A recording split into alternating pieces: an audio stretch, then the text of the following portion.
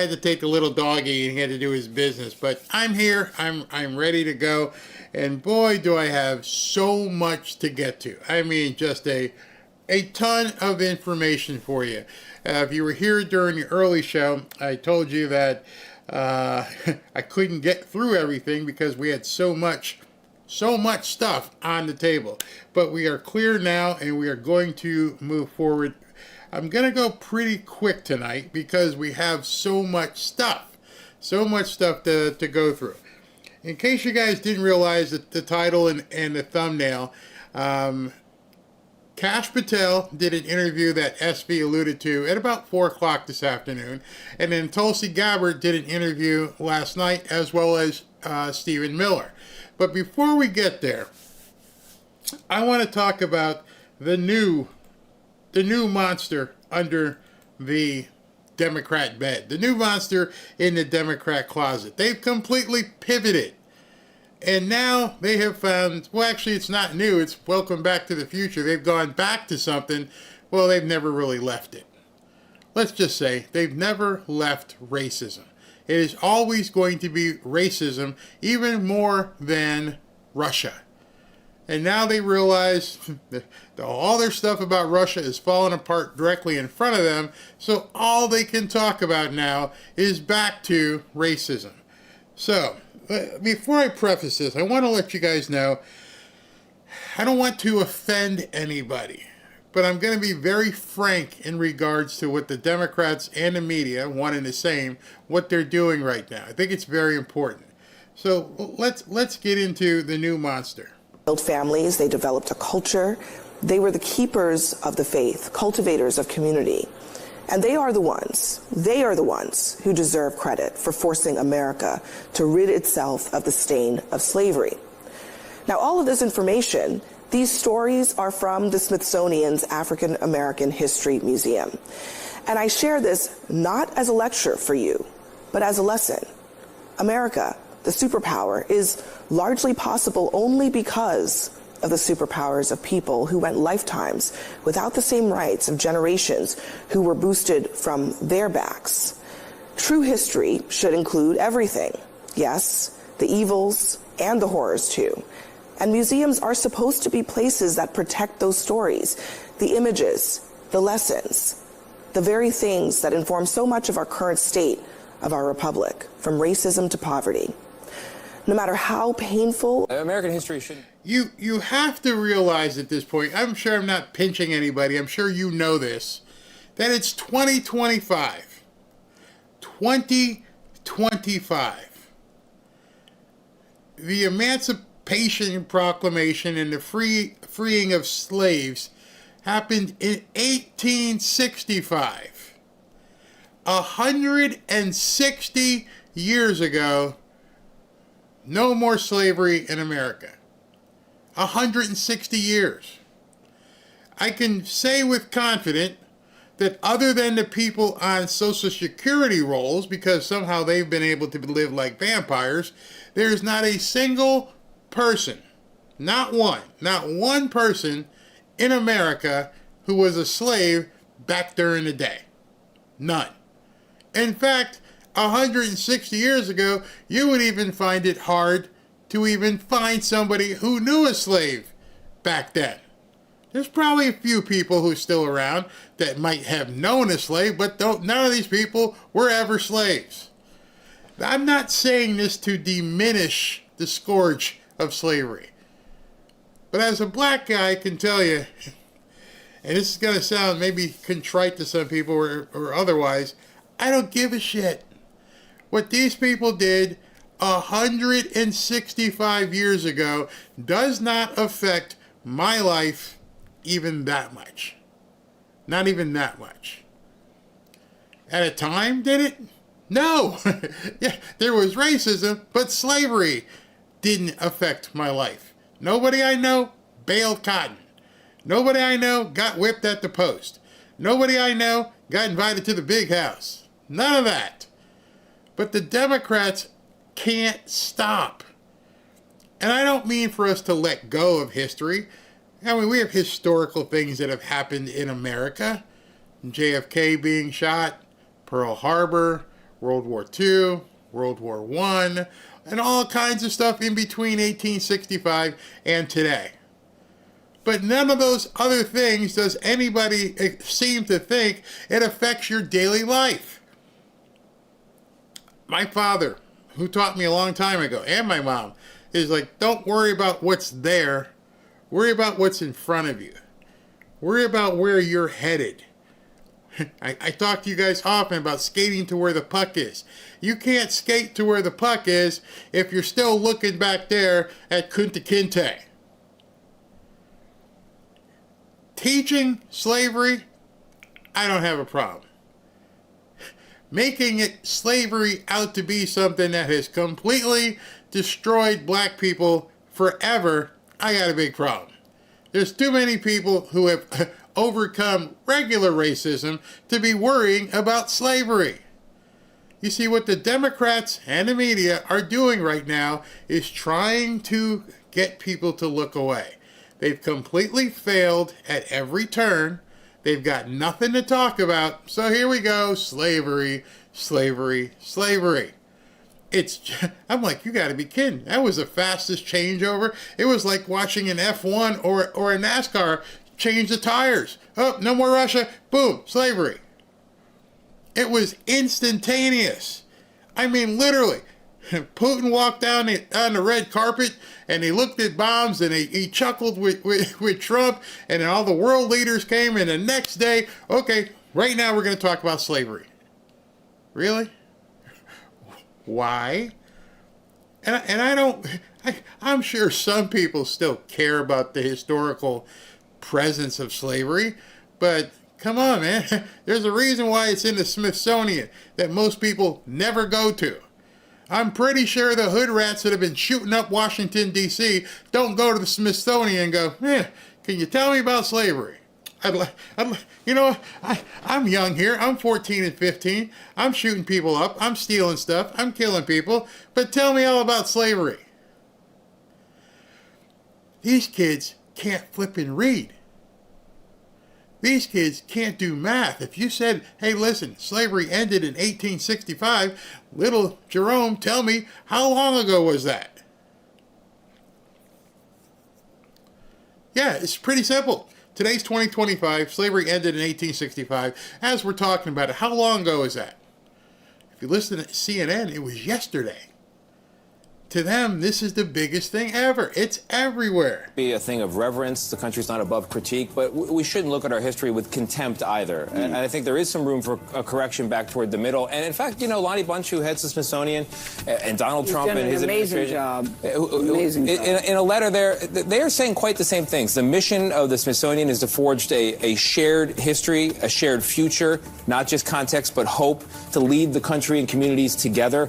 That's essentially the same language that Donald Trump is offering here, and I do think there's room to say, in American history, what you are describing, that process of a journey toward greatness is very real, and we all have something to be incredibly proud of. And you talk about overseas, I think the world and its people, if you ask someone, is the world and its people better off because of the existence of America and its people? To me, the answer is unquestionably yes. And I think people walk into the Smithsonian, when they walk out of it, they should get some sense of that.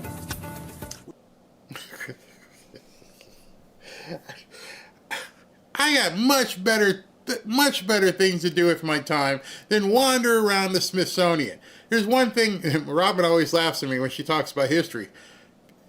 History is history. It's what happened back then. I know the old adage, if you don't learn your history, you're doomed to repeat it. I can pretty much tell you, the only people who would like to see people back in chains and would like to see people baling hay for the common good are the Democrats. The Republicans aren't looking to put people back in chains. Let's just call it as we know it right now. The only people who want a communist, Marxist ideology to prevail in America are the Democrats. And what comes along with communism and Marxism? You're one step away from being back in chains. Ask some people around the world who have to endure communism. By the way, with the relevance and how it's become, and we're talking about a communist, mayor, possibly in New York City, and Marxist, however you want to call them, why is the media not talking about those exhibits in the Smithsonian? It seems this is more relevant. Hey, I haven't seen anybody who's a proponent for slavery. I don't see anybody advocating, let's start some cotton fields and bring in as many, as possible. Nope, don't see that. But what I do see is people talking about communism. So why is the Smithsonian not focused big time? Maybe you should know about communism. Maybe you should know about Mao Zedong. Maybe you should know about Lenin. Nope, we're talking about slavery. It's sort of like my language when I went to college and high school. I learned a dead language. Nobody's talking Latin right now. You can use it if you're in law, if you want to look at the heretofores and all that stuff, but it's a dead language. Slavery is a dead part of our history. It's not coming back unless the Democrats bring it back. Maybe that's the problem. We shouldn't whitewash who we are and where we came from. I don't think you have to. I don't think you have to. And so that conversation needs to continuously happen so that we continuously get better. Yeah, I don't think. Well, I think they want to go through the exhibits and decide. I hope that they will take historians and experts who know exactly what it means, because I don't think there's been an overcorrection. I think it's just putting out the history that's all part of who we are. This conversation is so healthy and so good, and we're having it on the 250th anniversary of the country. It's wonderful. It's not wonderful. Even Midas is back here yelling. It's not wonderful. It's pretty stupid. Whitewash? What the hell are we whitewashing? What I'm going to show you, beginning with that piece and the piece before it with CNN, we're going to go back to Abby. We're going to go through some people who are doing nothing but blackwashing. And I mean that because I mean it here.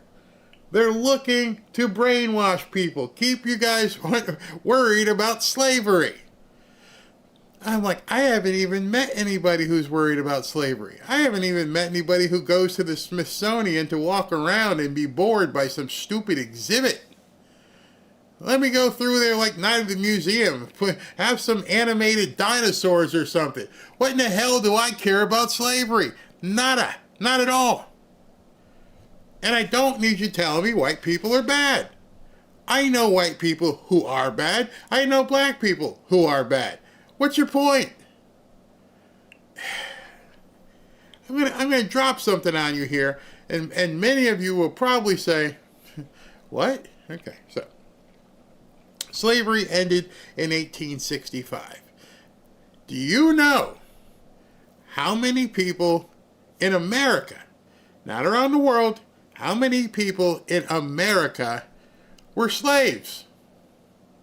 Din, din, din, din, din. I know some of you guys are probably looking this up on Google right now, but I'm going to go to a left libnut website to give you the answer, so none of the people on the left or trolls can doubt this. Because most people probably have no clue. I'm like, how many? About 50 million. It's going to be some crazy number. But let me be the first to tell you the absolute truth, because nobody else is going to tell you this. I'm sure as we're talking about history, they are not going to bring up facts. Facts be damned, we just want to push our narrative. So what if I told you...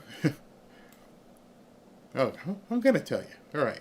By the way, the reason why you see this warning here, it's a PBS site, and they can't even afford to keep a website up. Sorry, they pulled all our funds. We're toast. But anyway, this article was still up. And this article says, 100 amazing facts about the... I can't even say the word here. But, that. How many slaves landed in the United States? All right, anybody guess yet? Probably not. All right, so I'm going to skip most of this stuff and said, okay, down here. We're going to go right, where is it? Okay, so you guys can see it. All right. There were 12.5 million Africans were shipped to the New World. I didn't say the United States, didn't say America, the New World. 10.7 million survived the dreaded passage, so 2 million people died coming over. Disembarking in North America the Caribbean, and South America. All right, here's where it gets important. Ready? And how many of these 10.7 million Africans were shipped directly to North America? 388,000. A tiny percentage. This is on PBS. 388,000 people were slaves back then. Bad. Yeah, of course that's bad. But it's 388,000.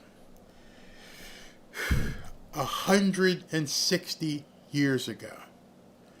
So tell me this. How many people, I don't know, have had baby removal in the black community in the last, since Roe v. Wade came out in the 70s, 50 years? How many babies have you seen just taken apart? How many people have been shot in the inner cities? How many people have been killed in the inner cities just in a relatively small amount of time since slavery ended? See, you have to go all the way back pre-1865 to come up with 388,000. Where I bet you in the last couple decades, you're getting close to, if not surpassing that number, just with what has been done to themselves. Nobody's forcing anybody to go out there and do your baby removal. Nobody's forcing you to go into that big blue van and have your insides ripped out. Nobody's forcing you. These people were forced to come over here in leg irons on the back of a boat, the bottom of a boat. Nobody's forcing people to shoot 52 people a weekend in Chicago. You could probably do the math. 52 people a week is 2,500 people a year. 50 times 50. Yeah. So if 2,500 people a year get popped in Chicago, I didn't say die, get shot, well, in 10 years, you're at 25,000. Now add that through every city across the country, and then you're telling me that we should be more worried about slavery. That's when I looked at this entire thing and it got me pissed off. And I said, this is absurd. This is a distraction. All you're trying to do is keep people from looking over here, and you have to continue the narrative of white people bad. And I even got upset at some of the people on CNN who were fighting back because the manner in which they fought back. Watch this. And hold on a second. I hit the wrong button. Here we go. Okay. Let's play this. Who is this guy? Is he a publicist for slavery? Like a lobbyist on behalf of like slavery? It doesn't make any sense that he would want to erase one of the ugliest things that's ever happened in America and educate our children, especially about how we make sure it doesn't happen again. He's done the same thing. Why do you have to educate our children to make sure it doesn't happen again? What are you talking about? They went full court press. They went to every network to drown out everything Putin, and now we're talking slavery, and now we got to teach kids so it never happens again. Eric, how in the hell could it ever happen again? How are you going to get the entirety of one race to be completely submissive and then put them to work in fields when we're not even going to have these fields anymore? You're going to chain black people together and tell them to learn AI? What in the hell are these people talking about? They make no sense when you break it down. Who's going to put them in slavery? Of course, the people on the panel, they never asked these questions. I'd have been the first person. What the hell are you talking about? We can't even stop them from killing each other. And you think you're going to put them back in slavery? How is that going to happen? I mean, you can look at a newspaper. I bet you 25 people got shot in Chicago. If you can't stop those people from shooting each other, how are you going to stop them and put them back in chains? You can't. You can't teach them anything. They're killing their babies. So all this is just complete, I don't want to say the word. I was going to say something effery. That's what I'll say, effery. It's complete effery at this point. with another ugly day in America, January 6th. He's tried to erase that day and take the heroes of that day, the police officers, and make them the villains so that he also erases his own responsibility. This is what he does. There's a lot of history that it's in these museums, but he's focused on one thing, and that is that there's too much slavery being mentioned in the United States of America. That's very odd. He's focusing on one thing. On a news network, a national news network, they're spending an hour talking about President Trump wants to prominently put slavery. I thought you said he was trying to take it off the map. Now you're trying to put a focus on it. They don't even see, make sense what they're saying. And unfortunately, for what happens next here, I feel bad for Scott Jennings, and I feel bad for the other lady here, because they're trapped.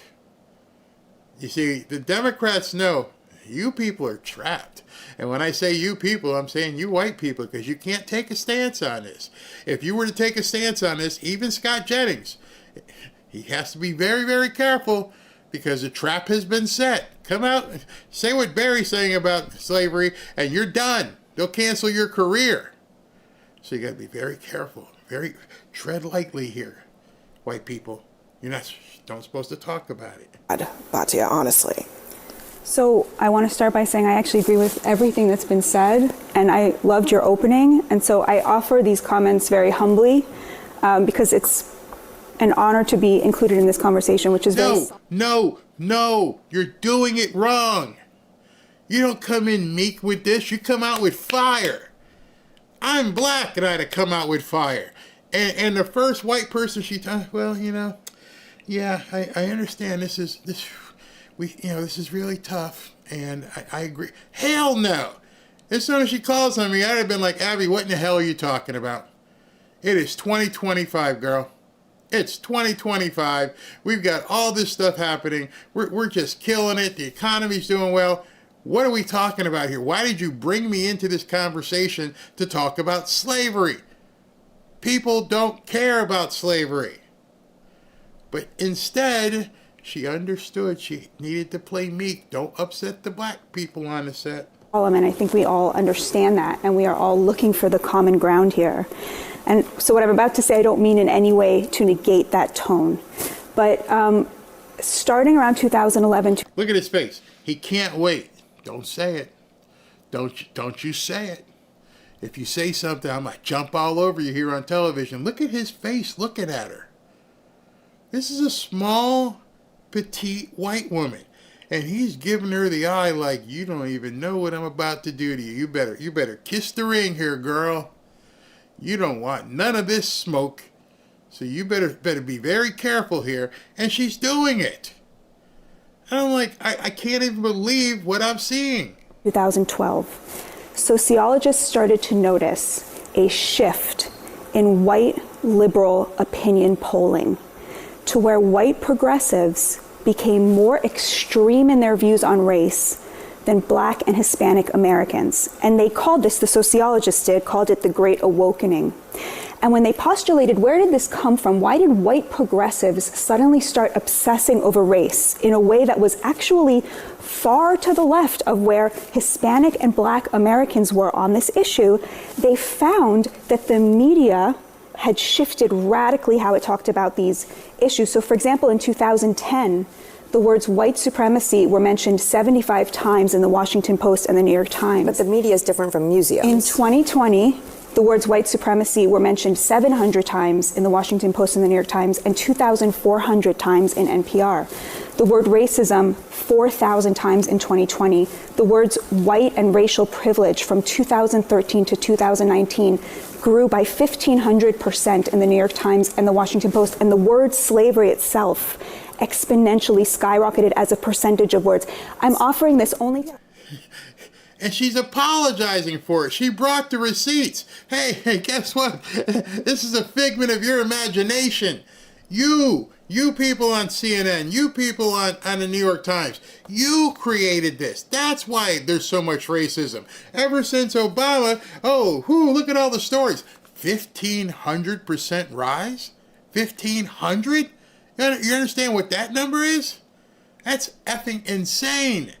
That is a calculated drive, a calculated initiative to go after white people, to divide the races instead of bringing them together.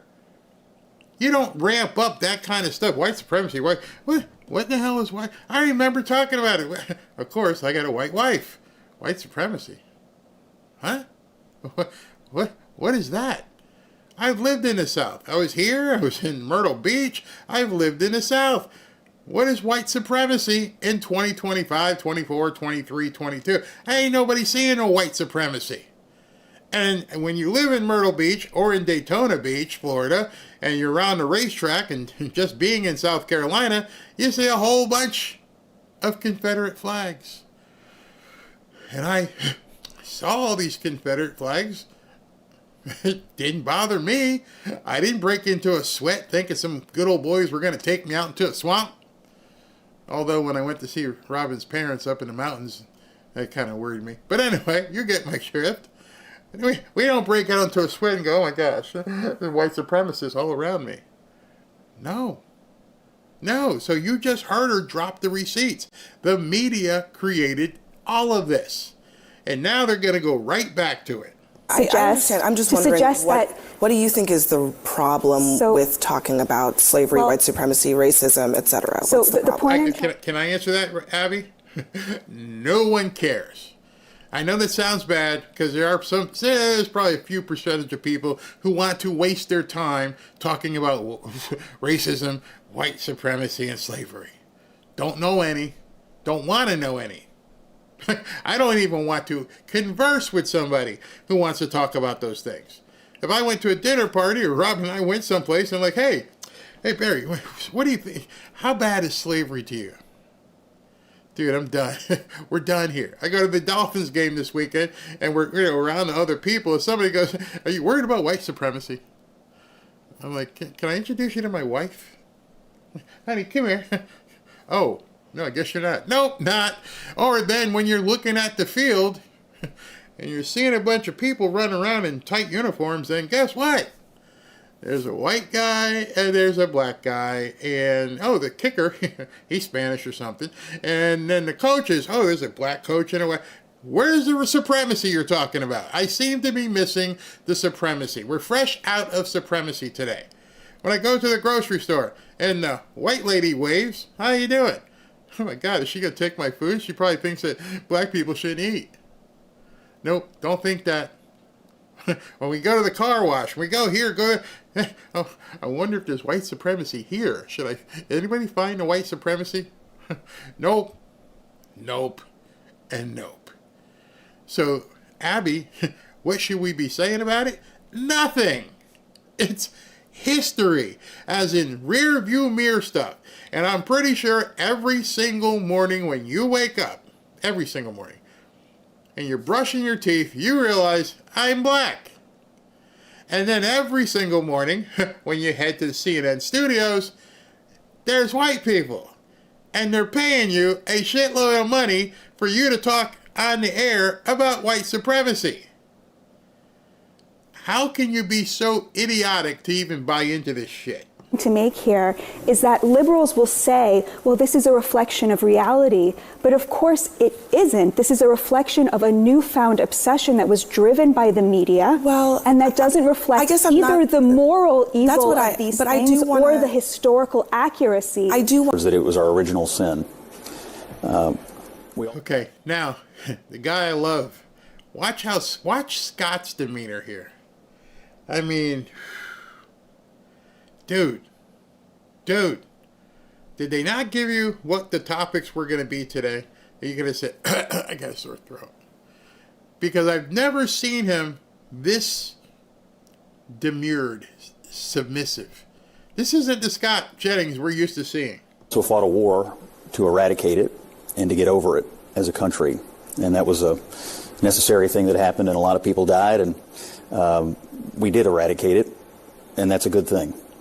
I think what he's asking is, in our museums, what defines us? Are we going to be defined by the worst moment or the worst institution or the worst mistake we ever made? Or are we going to be defined by what we've done moving forward to get over it and to become the greatest nation on the earth. But again, you have the black woman looking side-eye at the white guy. Good, don't step out of line here. Make sure you're very submissive and subdued here. We don't want you being no uppity white person right now. We're talking about slavery, and this is our corner of the world. So right now, you can't say anything that we don't like, because she's ready to pounce. You don't want me on these shows. Belief is that he wants to look at these museums, not because he wants to do away with the idea that slavery occurred, but that he wants to ask a very simple question. Are we going to present ourselves as being exceptional or not? And I think he believes there is an effort by some to continue to try to define us from our worst moment instead of to try to focus and define us based on our best moments, which started when we eradicated slavery and began to move forward as the light of the world. And so that's what I think. Museums, that's what makes us an exceptional nation, is because they tell the history and so. No. What makes us an exceptional country is because of what we've done, what we've accomplished, not our mistakes. Big difference between Democrats and MAGA, because even some Republicans feel that way. The difference in any team you've ever been on is, quote, you learn from your mistakes to make yourself better. My mistakes aren't me. My mistakes I move on from. I don't want to be that person anymore. I don't want to be the guy who couldn't bench press X, Y, or Z. I don't want to be the guy who couldn't run a certain 40 time. I don't want to be the guy who fails in business. That's the old me. Don't want to know that no more. I don't want to be a slave owner. It doesn't define me.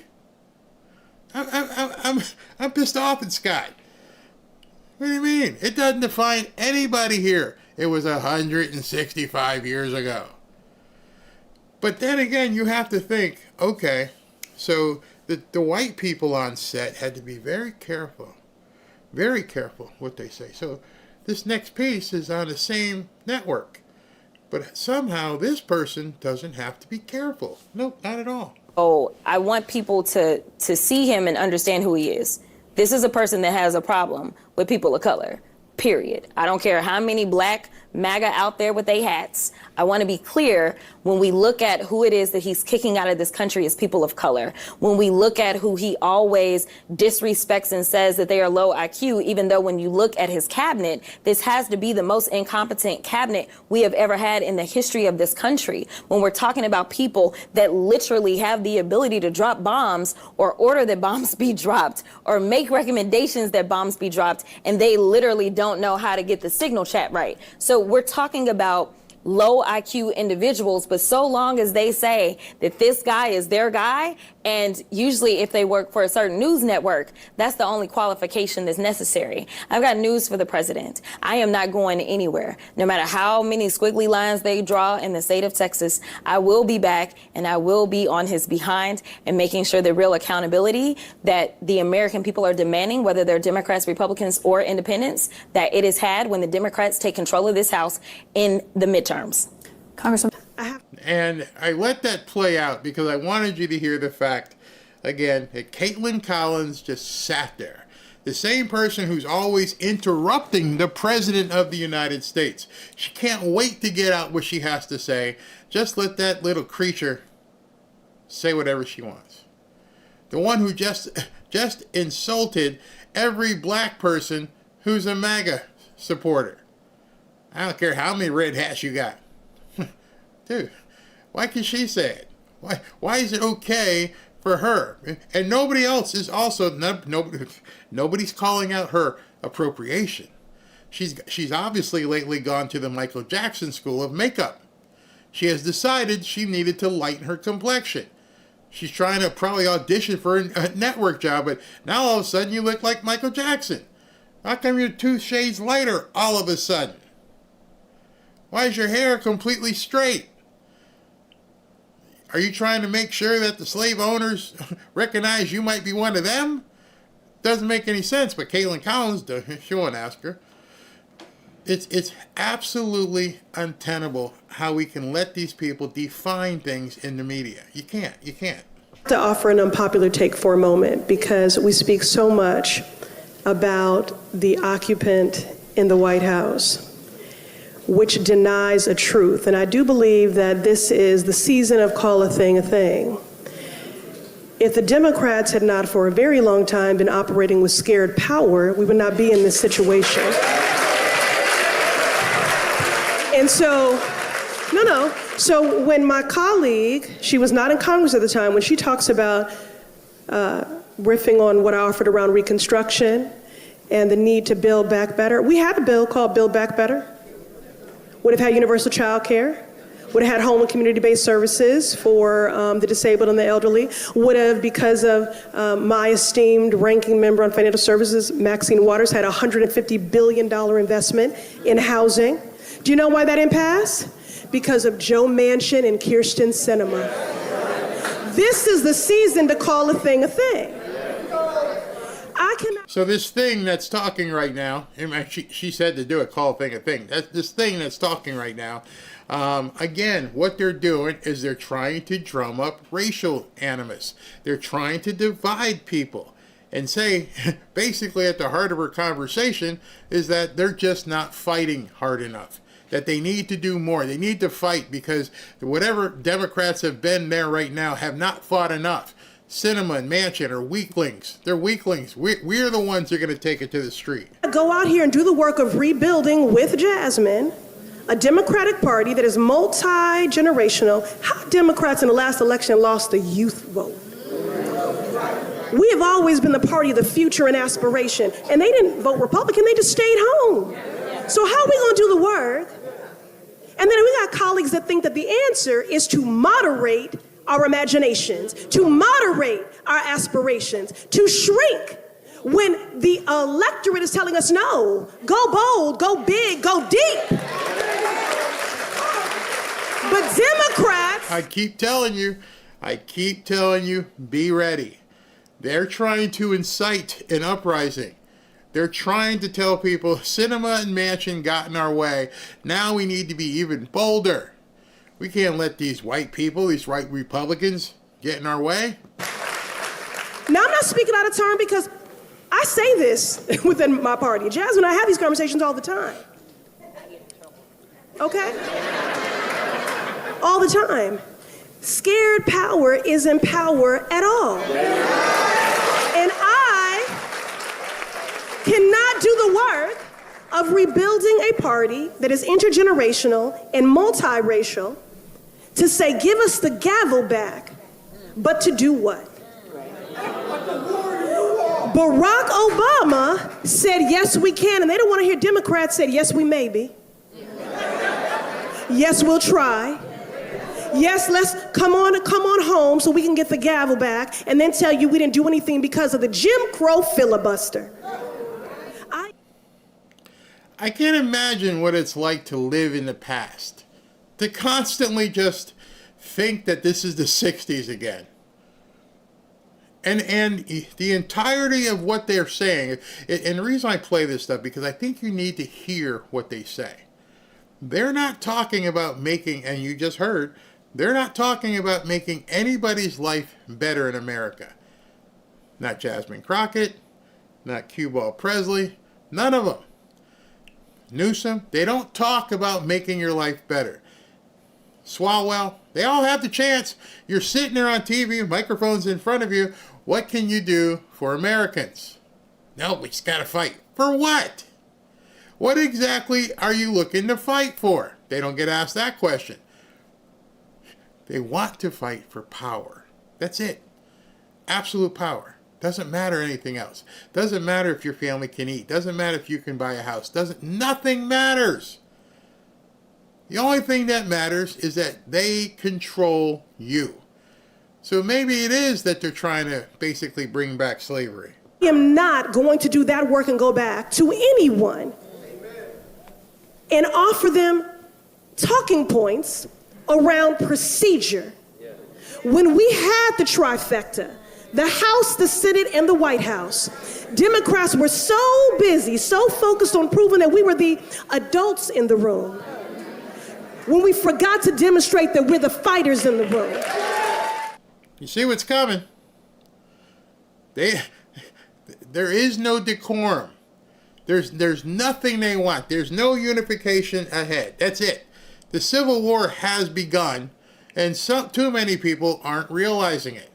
Either they don't realize it or they don't want to just accept the fact that these people want nothing to do with you. You are merely vermin to them. They do not care. Their goal is dead on. And if we have to fight you in the street for it, well, bring it. But that's all they care about. We have to wrestle control back. No more Mr. Nice Guy. No more trying to reach across the aisle. F you. This is what we're going to do. And unfortunately, the same people crying about slavery, that sounds like a lot what they're trying to do. It sounds like that's what they're trying to effect. They can't fix the history they did. Their ancestors made this country into a slave hell. But they can... All right, so by now, 45 minutes in here, you realize what I'm talking about. This is too many people consecutively who I was able to find with rather ease who are all talking the same thing. There's obviously been messaging put out. The messaging has said, let's go. Don't talk about anything else but slavery, racism, and white supremacy. All the way back, here we go again. Because to them, they must take control. And with her little diatribe here, she's going to tell you that white people didn't do nothing. Nothing. They ain't got nothing. Clean it up now because they got the Smithsonian. They can get rid of all the slavery stuff. They got PragerU. They can lie about the history to the children. They can't originally invent anything more than they ever were able to invent good music. We black folk gave y'all country music, hip hop, R&B, jazz, rock and roll. They couldn't even invent that, but they have to call. That's not, hey, listen, can we bring this country back together? I think you're seeing it. Nope, they don't give a shit about America. And they're fighting mad. See, the one thing about this is, I don't think this is an act. And that's the part I think people have to realize. They're not acting. This is the incensed attitude that they have, and they're not going to give it. You just got your butt waxed. It's 6 months, 7 months into Trump's presidency. You don't have a leader, and you're talking as though you're able to wage a fight. With who? Who's your leader? You don't have a leader. You're down in the polls, and instead of trying to help yourself in the polls, instead of trying to make yourselves look sane, you're screaming. You're completely screaming. You saw what happened this morning when J.D. Vance and Pete Hegseth and Stephen Miller were doing the press conference at the Union Station in Washington, and outside they're screaming. And they chased them through Union Station. They don't care at this point. They've taken the gloves off. They're going bare knuckles, and they don't care. Listen to this craziness. White man, the king. Because they couldn't make rock and roll. So they have to stamp the king on a man whose main song was stolen from an overweight black woman. The defining characteristic of this crew, Sean, is contempt. To be a member of their club, you have to have contempt for America. Not gratitude, as you should, contempt. You have to believe that America was wicked when it was founded and that it's more wicked today. You have to believe that America is racist and sexist and unjust. That's why they all hate George Washington and Abraham Lincoln and Thomas Jefferson and Dr. Seuss and Mr. Potato Head. You also have to believe, to be a member of their club, that America is irredeemable. We can't fix it. We've got to burn it down. And finally, to fit in, you've got to be unhappy. They're just not happy people. They never smile. That's why they look like they're straining to pass a stool. I love him. I love Senator Kennedy. But he's right. They're not happy. And they're not interested in America whatsoever. Do I care if Elvis took some songs that some slaves or old black people sang? Nope, don't care. Do you care that Elvis made some songs hits? Nope, don't care. Why are they focused on such trivial crap? As far as I know, one of the biggest sports in the black community was invented by a white guy. Naismith invented basketball. Pretty sure Naismith was white. And he said, I'm going to put a peach basket and we're going to throw the ball up there. White guy. Sport? Yeah, black. I'm pretty sure the people who invented football, they were white. And the original owners were white. Yeah, and there's lots of black people playing in the NFL. They only want you to focus on the things they want you to focus on, and anything they can do to gaslight some of the idiots among us, they're going to continue to do. And the reason why I showed this to you tonight, you have to be stronger. You have to let people know, and don't take it like that woman on Abby's show or Scott Jennings. Don't sit there and be demure. No, I don't want to hear it. That's what Scott should have just said right then and there. You guys are talking about slavery. That's 165 years ago. It doesn't mean anything right now. This is where we are. Abby, you're the host of a show on CNN. I rest my case. Done. Let's move on. That's what I would have said. The woman talking about how we need to keep thinking about slavery is the host of the show. Never mind, we already had a black president. Well, we got another black president, by the way, so I'm good with that. All right, let me take a break here for a second and tell you guys about Pure Health Research. If you want to drop a few extra pounds, who doesn't, boost energy levels, or reduce swelling in your legs and feet, otherwise known as edema, then you'll love these two American-made health supplements. First is Liver Health Formula. Fat deposits in the liver can pile on to pounds. You'll notice that if you ever have like a distended stomach, you might want to check that out. That's usually something to do with your liver. And it can pile on to pounds and make you feel very tired. Liver Health Formula helps reduce fat deposits with nutrients like artichoke extract and milk thistle. In a customer survey, almost 60% of those who tried it reported better weight management and 87% reported more energy.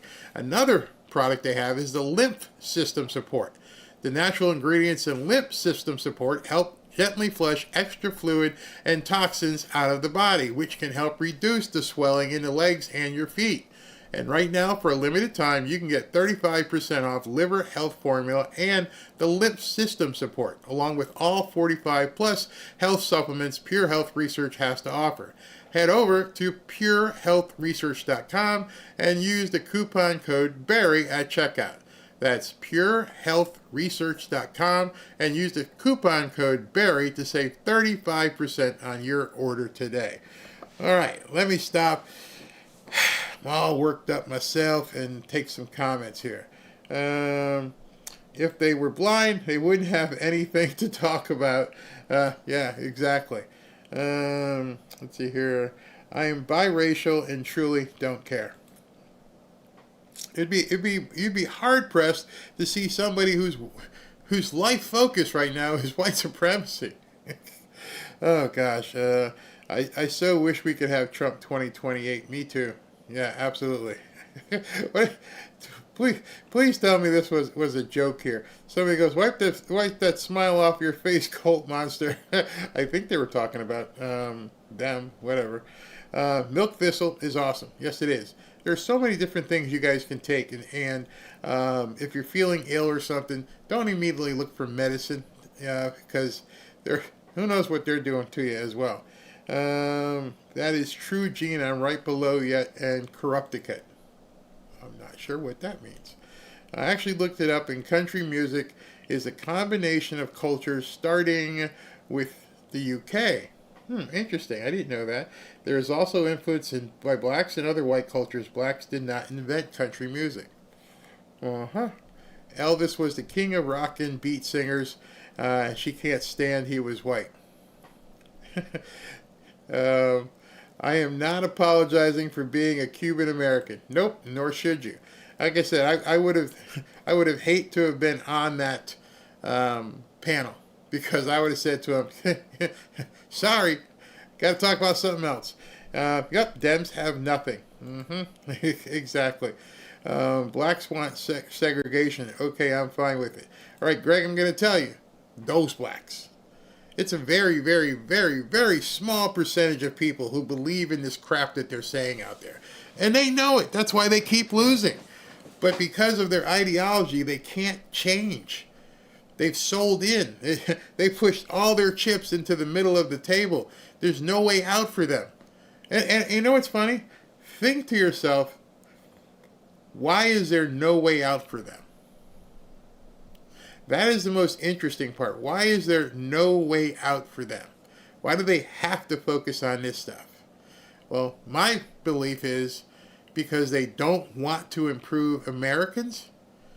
There's nothing else for them to talk about.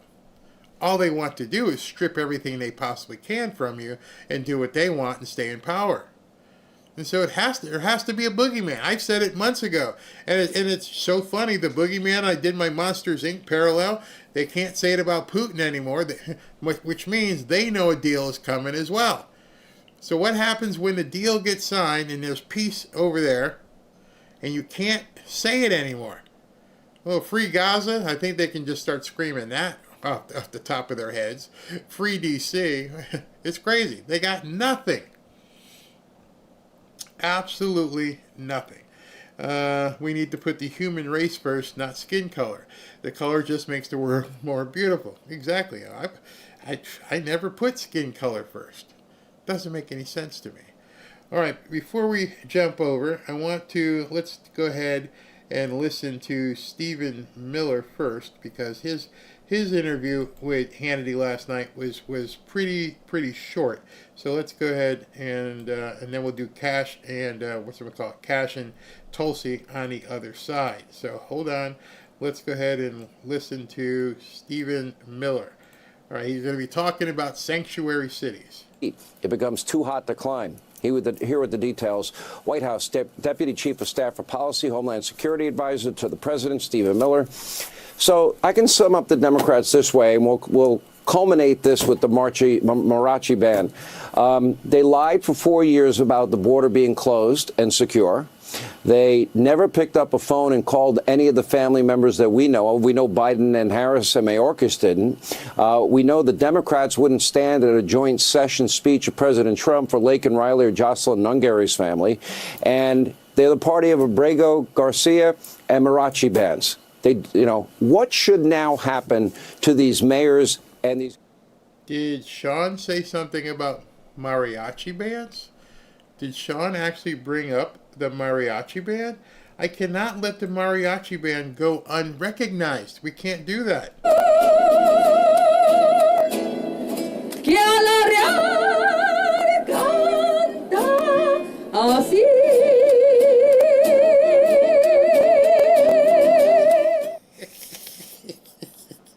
Yep, he's right. That's who the Democrats are. My gosh. Governors.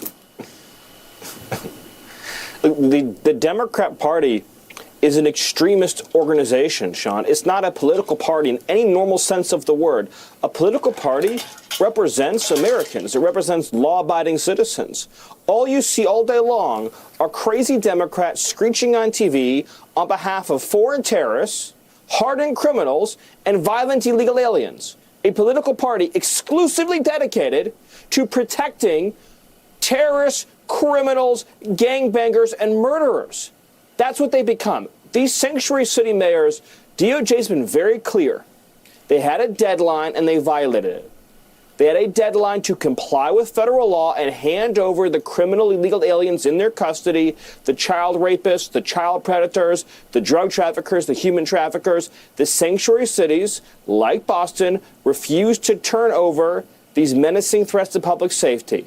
And so now they face not only revocation of funds, not only the loss of taxpayer support, but also potential criminal charges for harboring and smuggling. This is as real as it gets, Sean. The Department of Justice laid out to these mayors how they were breaking our laws, and they refuse to change their policy, and Attorney General Bondi is going to see this thing through to the end. Well, to me, it's aiding and abetting. If I went down to the border and if I were to pick people up that were illegally in the country and transport them around the country and maybe give them a place to stay and protect them and let them know when ICE was going to raid, what would happen to me? Wouldn't I be charged with aiding and abetting criminal activity? You'd be facing felony charges. Numerous felony charges. Charges for trafficking, charges for smuggling, charges for harboring, charges for concealing, charges for illegal interstate commerce, charge after charge after charge. Let me just break down for your audience, Sean, how severe the crime committed by these sanctuary cities is. So you'll have a situation where local police in Boston will arrest an illegal alien who's a child predator. And ICE will then send what's called a detainer request or a hold request, and will say, don't release this person, hand them over to ICE, and we'll remove this child predator from our community. Instead, these sanctuary mayors will order the police department to ignore the federal request to set them free out of the jail, out of the prison, and they will go back into the community. And then they will reoffend. They will hurt another little girl. They will hurt another little boy. And then ICE has to spend weeks scouring the community to find this public safety threat. What they're doing, Sean, is evil, and President Trump will see that they are held to account for their crimes. So what we're seeing is the Trump administration, which is different than Republican administrations in the past, they're not backing down. And not only are they not backing down, they're pushing further and further ahead. Every single day, they're pushing, and pushing. And you got these people, all they can talk about is racism and white supremacy. I'm looking on X because SV sent me something that President Trump posted, but I do not see the post on Truth Social. So let me just read you. Sometimes it takes a while for Truth Social to update, but this was posted on the White House Twitter profile. And let me see if I can bring it up so you guys can see it, because it's unbelievable. All right, so this was posted at 7:55 p.m. tonight. And it's a picture of an American eagle, and it says, "Woke is broke. Woke is dead." And there's a headstone. And it looks small because you guys can't see it right now, but it says the museums throughout Washington, but all over the country, are essentially the last remaining segment of woke. The Smithsonian is out of control, where everything discussed is how horrible our country is, how bad slavery was, and how unaccomplished the downtrodden have been. Nothing about success, which is what I've been saying. Nothing about success, nothing about brightness, nothing about the future. We're not going to allow this to happen. And I've instructed my attorneys to go through the museums and start the exact same process that has been done with colleges and universities, where tremendous progress has been made. The courts cannot be woke. The country cannot be woke, because woke is broke. We have the hottest country in the world, and we want people to talk about it, including in our museums. So President Trump has sent the attorneys to go in and cleanse the Smithsonian, which is going to freak them out, and they're going to scream bloody murder even more. What you're seeing is they keep saying they're going to fight.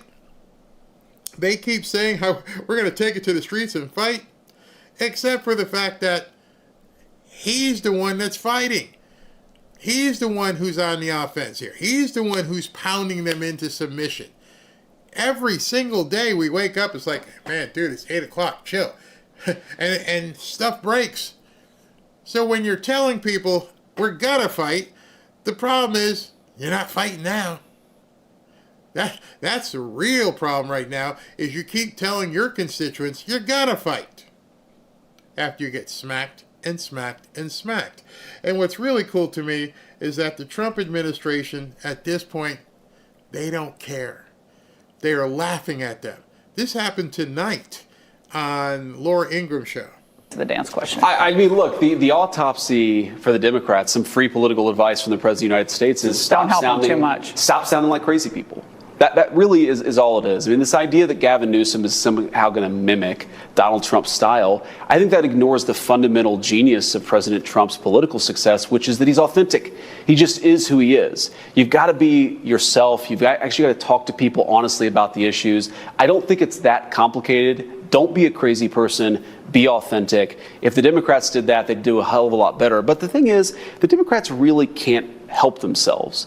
If you look at the transgender issue, they're still talking about letting men play in women's sports. If you look at the crime issue, they're calling Donald Trump a fascist for taking action that in 9 days has dropped armed robberies by 55%. So part of sounding less crazy is being less crazy. And if the Democrats were less crazy, I think we'd all get along a whole lot better. I'm not trying to pick on California because I am a member of the California bar, so I don't. Not taking it. Not going to take it anymore. That's it. We are going to just keep stomping your face. And if you think that you're fighting, no, you're not fighting. No fighting here. It's not going to work. All right, so I'm going to be jumping over to Rumble shortly. There is, if you guys want to get over there, fanfareshop.org/rumble. I've got some good music picked out. It might be too old for some of you. but I think you'll enjoy it once we get over there. And then once we jump over to Rumble, I've got the Kash Patel and big interview with Tulsi Gabbard that he had yesterday. Looking at some different news here. Looks like Texas is going to try, now that they've got that passed, they're going to try and wipe out property taxes. That could be I'm not going to get into the real estate stuff because it pissed off people earlier when I started talking about real estate for some reason. I'll make the jump. We can handle it. Let's see. Democrats love crime, criminals, censorship, and corruption. Why do you think that is? The party who's worried about white supremacy, the party that's worried about slavery, have enslaved the black community for decades. You don't need anything. We'll take care of you. Here's some food. Yeah, just go ahead. You can have this, and here's some free cable, and have your EBT cards and everything else, and you keep these people in ghettos. You don't allow them to aspire. And then people like me and some of my sisters and family and stuff like that, and other black people who are like, I'm not staying here. We're done. And then they even try to make you feel bad about that. You forget where you came from. I've told you about that idiocy as well. They have been enslaving people. They just keep going it. They just keep doing it. And so at this point, too bad. Piss off. They lost their money and their power, and they will fight to the death to try and get it back. You can bet as soon as they would ever get power again, unless the Congress codifies all this stuff Trump's done, they would go right back to it, taking every bit of your money. So maybe you might want to start making arrangements so that can't happen. I'll wait and go over that. Here, that's communism. Yep, it's definitely communism. All right, so let me go ahead and do super chats before we jump over. If there's anything here, I never presume that there's any super chats. But yeah, some good music for you. Hope you guys enjoy it. It's coming up shortly. All right, here we go. Let me do this. All right, let's go through this. And got it ready? No, that's the wrong one. Hold on. 45. Oh, 45 is higher. All right, here we go. Got the right window and everything. Okay. Flandy Man. Hey, Barry, if Trump still plans to abolish the IRS, what would happen with the lottery like Powerball and Mega Millions? They take percentage of wins. I don't know. I guess you can still do the lottery. Just make the percentage less to this, wherever that money goes. Down here in Florida, the proceeds from the lottery go to education. Imagine that. If people want to go ahead and gamble, they can, and they're helping with education. Duh. Barry, could you interview Brian Craig? I'm not sure. I don't know who Brian Craig is, but we can ask Ashley to see if she can look into that. Job for 9. Gina, glad you're here. God bless. Starfleet Tech. Fanfare fam, please wish me great blessings on my IT business interview tomorrow my interview that I have today. Oh, okay. Well, good luck. Hope it all turns out. Hope you get the job. IT Business Analyst 3. That's a good job. Good luck. Let us know how it goes. Praying for you. Martin Jackson, if you look back, the first black U.S. senators were Republicans in 1878 from Mississippi, where they were state senators. Hold on. SV is hitting me up. Okay, hold on. SV is hitting me up with some breaking news that I have to get to before I go. Hold on. Tommy Radcliffe, I am the way, the truth, and the life, and the light of all men. Christ's light is everywhere, all places, not in shadow. We are the lanterns, constantly overcoming evil without fail. Thank you. Thank you for that. Brad Crane, yes, Charlie Daniels had a song, Simple Man. Check, I will. Starfleet again. Tom McDonald said, the devil is a Democrat. Barry, you should play this song.